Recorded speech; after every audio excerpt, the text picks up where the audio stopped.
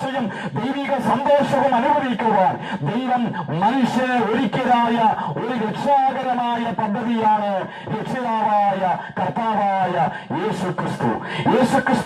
യേശുക്രിസ്തുവിന്റെ ക്രൂശുമരണം ഒരു യാദൃച്ഛികമായ ക്രൂശുമരണമല്ലായിരുന്നു.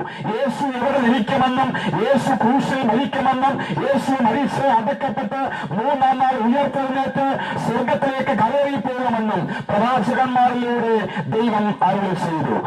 ബൈബിളിലെ വലിയ പ്രവാചകനായ യെശയ്യാവിൽ കൂടെ യേശു ജനിക്കുന്നതിനും 700 വർഷങ്ങൾക്ക് മുമ്പ് യേശു കന്യകയിൽ കൂടെ ഈ ലോകത്ത് അവതരിക്കുമെന്നും മനുഷ്യന്റെ പാപങ്ങളുടെ പരിഹാരത്തിന് വേണ്ടി കാൽവരി ക്രൂശിൽ മരിക്കുമെന്നും പ്രവചനമുണ്ടായിരുന്നു. ആ പ്രവചന നിവർത്തിയെന്നോണം യേശു കർത്താവ് കന്യകയിൽ ഭൂജാതനായി ഈ സകല മാനവജാതിയുടെയും പാപങ്ങളുടെ പരിഹാരത്തിന് വേണ്ടി കാൽവരി ക്രൂശിൽ എന്നേക്കുമുള്ള പാപ പരിഹാരത്തിന്റെ ബലിയായി തീർന്നു. പ്രിയമുള്ളവരെ, യേശുവിന്റെ രക്തം സകല പാപവും പോക്കി നമ്മെ ശുദ്ധീകരിക്കുന്നു എന്ന് ദൈവത്തിന്റെ വചനം പറയുന്നു.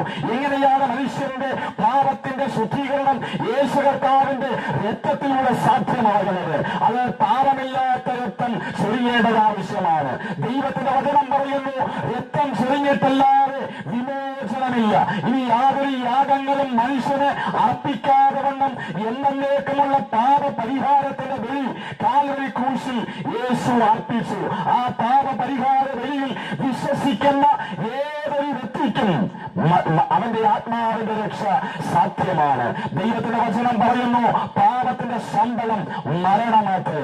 പാപത്തിന്റെ ശമ്പളമായ മരണം നമ്മിൽ നിന്ന് മാറിപ്പോകുവാൻ, ആ നിത്യ ശിക്ഷാവധി നമ്മിൽ നിന്ന് മാറിപ്പോകുവാൻ, ആ പാപത്തിന്റെ നിത്യ ശിക്ഷാവധി നമ്മിൽ നിന്ന് മാറിപ്പോകുവാൻ യേശു പാപത്തിന്റെ ശിക്ഷ സ്വയം ഏറ്റെടുത്ത് കാൽവരി ക്രൂശിൽ നമുക്ക് വേണ്ടി മരിച്ചു.